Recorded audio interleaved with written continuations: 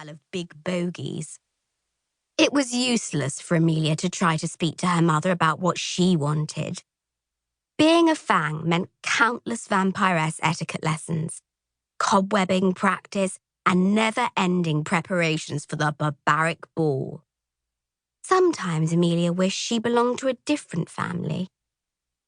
"You're flabbergasting falafels, Countess?" said Wu. He was the most respected ghost butler in all of Nocturnia. Contrary to popular belief, vampires don't actually live on a diet of blood. It gives them very stinky breath. "Thank you, Wu. That will be all," said the Countess. Amelia flapped her wings grumpily and flicked a piece of falafel onto the floor. Her pet pumpkin, Squashy, gobbled it up, then bounced onto Amelia's lap. "Hey, Squashy," Amelia giggled. "Have some more falafel. I know it's your favourite." Squashy waggled his stalk from side to side in agreement. "Maybe the king will come to the ball this year," said Amelia through a mouthful of sour spinach. "Not likely," said Countess Rivolita. "He hasn't stepped outside the palace since the fairy incident."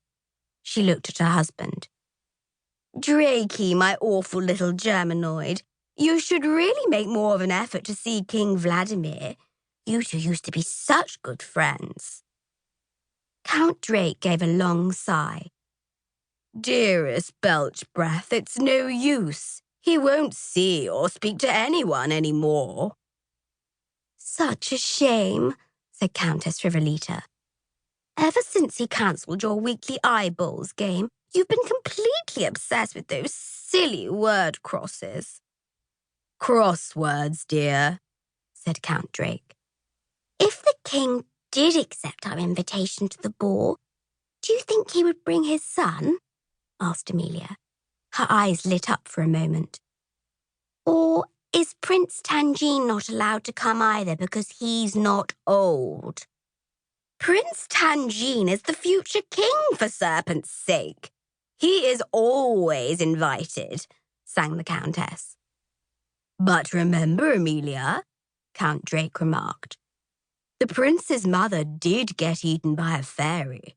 I'd be surprised if the king ever lets him outside the palace walls." "Grieving gobblepots. I'd go mad if I couldn't go and see my friends," said Amelia. "Enough chitter-chatter now. Amelia, eat up before the falafels get cold, then off to bed," said Countess Rivolita, prodding at Amelia's cheeks. "We must keep your skin looking pale and death-like."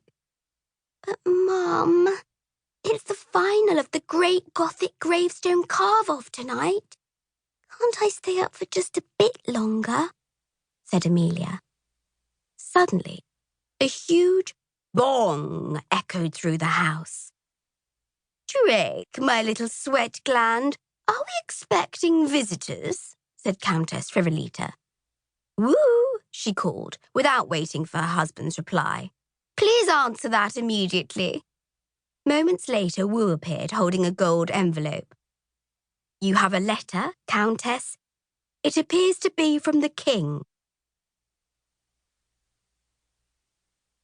Chapter 2.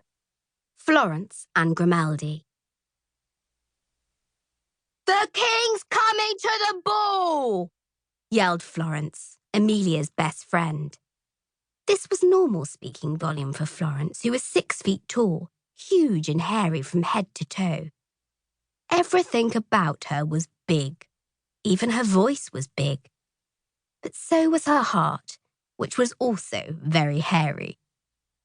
Amelia Squashy and Florence Spudwick were sitting under the petrified tree that looked like a unicorn, where they met every night before school. "That's well exciting," bellowed Florence, gobbling down a bowl of Unlucky Arms cereal. "And he's bringing the prince," Amelia said excitedly. "I'll finally have someone my own age to hang out with at the ball. Although I still wish you and Grimaldi could come." "It's all right," said Florence, putting a hairy arm around Amelia's shoulders. "I'd show everyone up with my stunning looks." She grinned, revealing a mouthful of spiky teeth pointing in every